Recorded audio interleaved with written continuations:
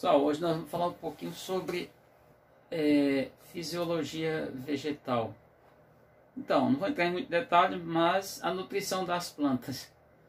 As plantas, junto com as algas, são os seres capazes de realizar fotossíntese. E o que é a fotossíntese? Foto, luz, sintetizar a partir de quem? Vai pegar o CO2, que é o dióxido de carbono, H2O, água, luz, isso, fóton, e vai transformar isso inicialmente em glicose, C6H12O6, mais gás, oxigênio. Isso é o parte inicial. Faz esse processo através das folhas, sistema foliar, ou de caule, dependendo da planta, tá? Isso vai depender muito do ambiente. O transporte de água é uma coisa que intriga. Ou seja, como que as plantas fazem? Depende muito das plantas. Ao longo desse curso, dessas aulas que eu venho fazendo nesse período de pandemia, eu tenho mostrado para vocês que as plantas têm diversos tipos, diversas estratégias, que são divididas em 4 grandes grupos. As briófitas não têm vaso de condução, são plantas muito pequenas, por sua vez. As pteridófitas já apresentam, mas é bem diferenciado. E aí vem as gimnospermas com um nível de complexidade maior, e as angiospermas nem se fala, são as mais dominantes inclusive. Bom, a água é captada normalmente através das raízes, sistema radicular, a zona pilosa. Também é captado, a planta precisa de determinados sais, é a chamada seiva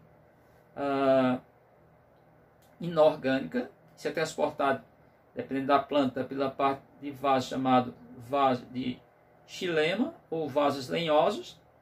E depois da fotossíntese, a seiva chamada seiva orgânica ou seiva elaborada no passado, ela é transportada através de, normalmente, o floema. Agora, tem plantas que diferenciam, por exemplo, se a gente pensar nas gramíneas, tá? Isso é bem diferente. Bom, esse transporte é uma teoria, transporte de coesão-tensão, vai subindo, dependendo da necessidade da planta. Lembrando que tem plantas, principalmente na Amazônia, que é uma floresta muito densa. E aí, no caso, ela também tem uma transpiração muito grande. As plantas fazem respiração, há uma perda, em tese, liberação de água. Então, tem várias teorias. Uma das teorias mais aceitas é a teoria de Dickson, não que não tenha outras. O botânico irlandês Henry Dickson, que nasceu no século XIX, morreu no século XX. 1953, e ele defendia que era uma questão de pressão, que ia havendo um diferencial do potencial até subir. Vamos pensar plantas da Amazônia, que entre estrutura radicular até caulinar chegar à parte foliar, tem mais de 50 metros. Então a água chegar ali é uma coisa importantíssima. Bom, tem também sistema de controle. Os estômatos podem se fechar numa planta no período mais quente do dia para evitar a perda d'água, tá? Plantas em locais onde tem muita oferta d'água, a liberação d'água. Por exemplo, a algaroba, a Prosopis juliflora, não planta nossa, ela tem durante o dia aqui quente no semiárido, a gente vai ter que cotejar, cair um pouco d'água. Se a gente olhar, por exemplo, o visgueiro, que é uma planta da serra, também é outro processo. E quando acontece isso, há também um processo, uma diminuição nessa captação de dióxido de carbono, chamado gás carbônico. Bom, a luz tem também, eu não vou entrar em muito detalhe, mas os espectros de luz das ondas eletromagnéticas, as luzes que são mais interessantes para a planta, que a planta capta com maior quantidade. O que no passado o pessoal achava que não, a planta realiza fotossíntese durante a noite, período diurno, tá? Existem questões de adaptações. O que são essas adaptações? Por exemplo, vamos pegar o semiárido nordestino, o bioma caatinga. As plantas, elas perdem folhas justamente no período do ano, boa parte. Por quê? Porque é através das folhas que há a maior perda d'água, da transpiração. E há plantas que têm folhas modificadas, é o caso das cactáceas, como são as folhas, são espinhos. Então isso é tudo processo de adaptação, de evolução ao longo do tempo, tá? Bom, o transporte da seiva elaborada em algumas plantas, Por exemplo, as eucotiledôneas, que tem as dicotiledôneas, são poucas plantas dentro do grupo das angiospermas, e tem as monocotiledôneas. As gramíneas, por exemplo, cana-de-açúcar, são monocotiledôneas. Essa questão dos vasos estão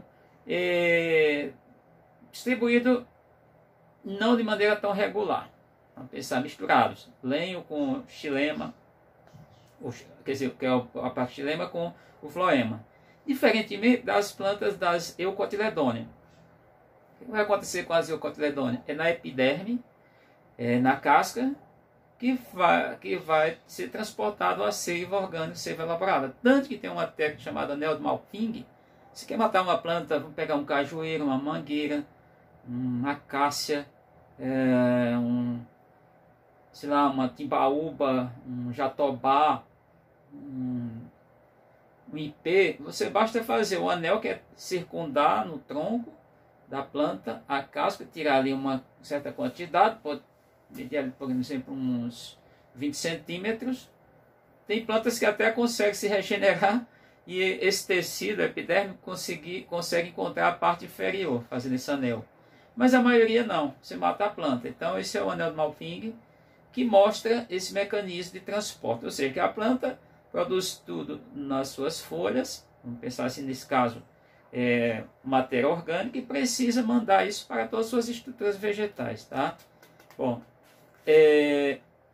na parte de fisiologia a gente tem que falar também de uma coisa chamada hormônios vegetais ou fito-hormônios. Os fito-hormônios são vários tipos, tá? Os hormônios vegetais. Tem a auxina, dentro delas tem o ácido idolacético, que é o AIA. Esse ácido é extremamente importante. Ele participa no aumento de caule, de celulose, produção de celulose da planta jovem, estimulando a parte apical dos galhos, dos ramos, também da raiz. Então, um hormônio importantíssimo no caso do crescimento vegetal, tá? A citocinina, que é outro tipo de hormônio vegetal.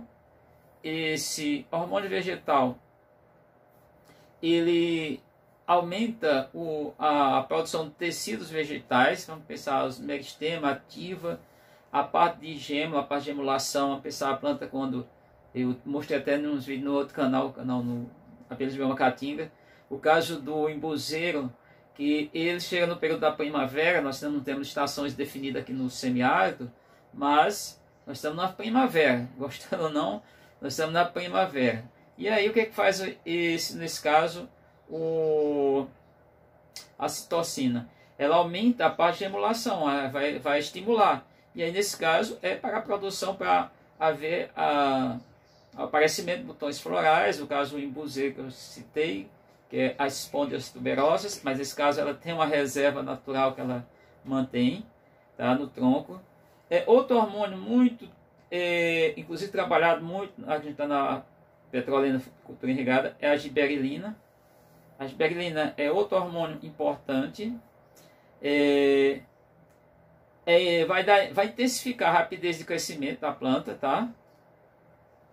De raízes e outras estruturas vegetais. Ácido abscísico, o ácido abscísico é também outro fito-hormônio importantíssimo, tá?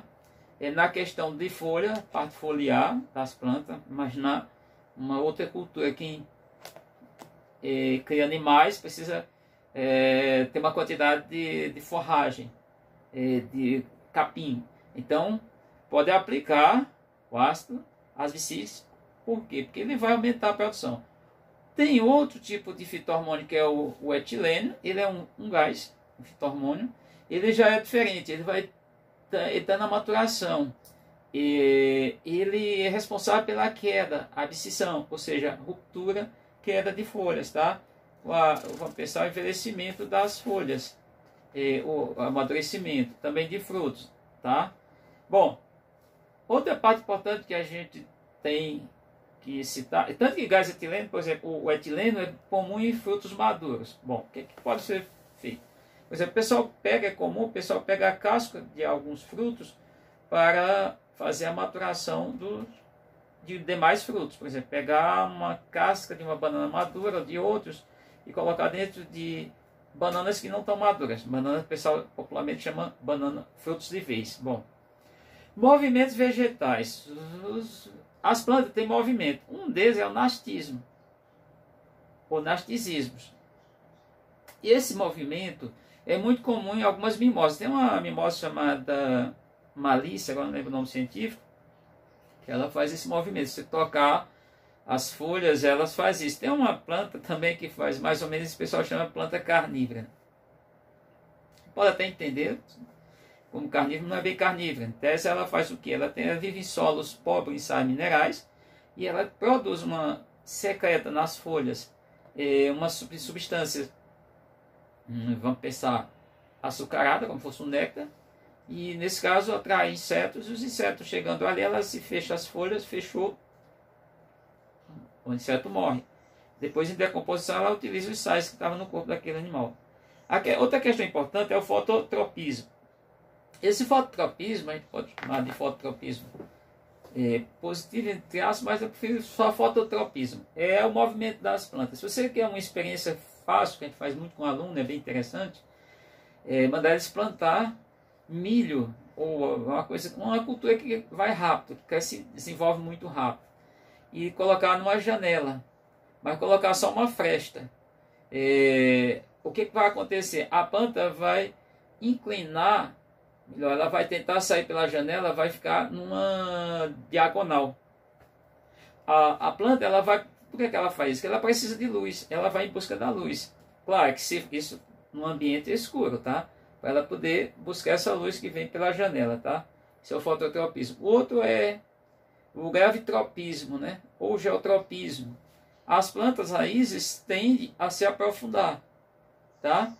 A gente faz outra brincadeira, que é pegar uma planta, pode ser uma leguminosa, feijão, botar para germinar em algodão, em outro meio, e tirar as raízes, inverter as raízes. O que acontece? Tentar inverter, vai fazendo curvatura. A raiz tende também se aprofundar. Então, é outra coisa importante, quer dizer, para mostrar para os alunos como é que se comporta esses movimentos, tá?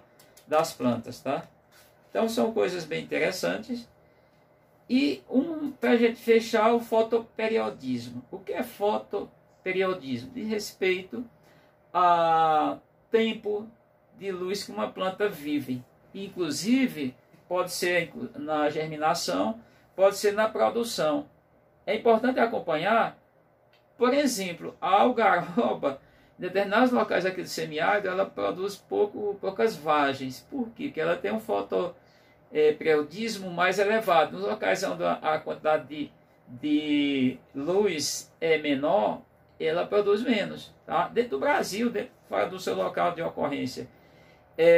Tem aquelas que são chamadas de dias curto, ou seja, mais escuro, ela produz mais no período de escuro, depende da estação do ano, pois a produção aí fica a cargo do agricultor, do produtor, observar, tanto desde a germinação, do desenvolvimento da planta, crescimento, e também da floração. É importante estar atento a essa questão do fotoperiodismo.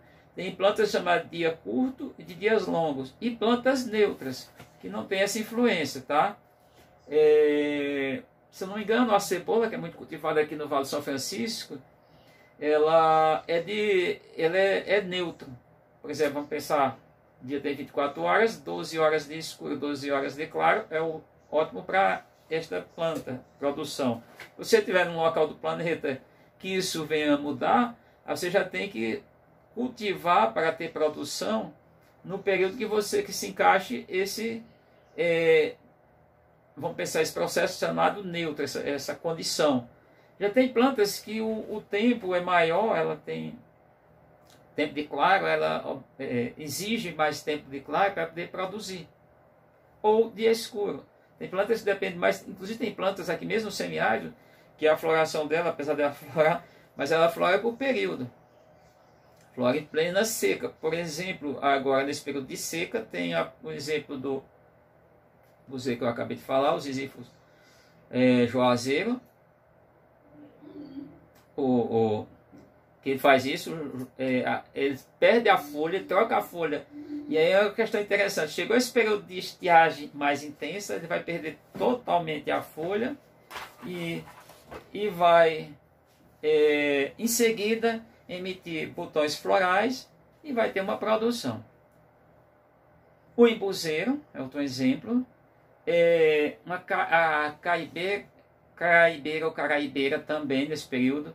O IP é mais cedo um pouquinho. O IP é no que seria mais ou menos o inverno. Nós não temos inverno, né? O semiárido no período que tem inverno em outros locais. O período que a gente chama de inverno começa a acontecer no final do ano, mais provavelmente em dezembro. Esse período de chuva se estende até abril do ano seguinte. Então é importante, esse é um ponto importante para a gente citar, para a gente frisar aqui. É uma parte bem teórica. Quem quiser se aprofundar mais, os livros ajudam a entender. Eu não fui me guiar pelo livro para imaginar. Guiar pelo livro é forte, mas ler livro, trazer só texto, porque fica mais cansativo. E eu acho que é isso. Eu acho que a parte de falar da fisiologia vegetal é mais ou menos essa parte que envolve desde a fotossíntese, o transporte de água, captação como acontece, o que ela produz, a questão do sol, da luminosidade, essa necessidade, os fitohormônios, fototropismo, geotropismo, fotoperiodismo, esse processo todo, esses transportes, acho que é o ponto assim, importante que vocês têm que entender, principalmente alunos que estão fazendo vestibular, claro que tem que se aprofundar, mas é interessante também esse trabalho mais direcionado ao segundo ano, sétimo ano do ensino fundamental, ao segundo ano. Então, espero que vocês tenham entendido. Lembrando que a gente está numa pandemia, que na Bahia a gente está em recesso. Eu vou intensificar as aulas agora no Reino Animalia. Quando eu voltar, nós estamos em férias coletivas, eu vou produzir menos vídeo, mas pensar em produzir um semanalmente para os alunos que estão ali, que tem que ficar estudando. Um vídeo de ser impactante, aí a gente vai ter aí o Reino Animalia que está distribuído, se não me engano, em 13, 14 filas. E, portanto, a gente está bem focado nesse ponto. Então, agradeço a todos que acompanham o canal.